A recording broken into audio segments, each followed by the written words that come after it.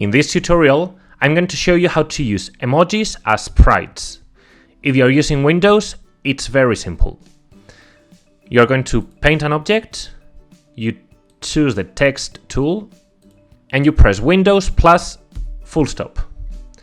That opens the emoji list, and now you pick the one you want, select tool, you resize it, you center it, and here you have it, ready to be used. If you're using a different operative system, there is an alternative that works very well. Open a new tab, search emoji list, open the first you see, and here you can easily copy what you want.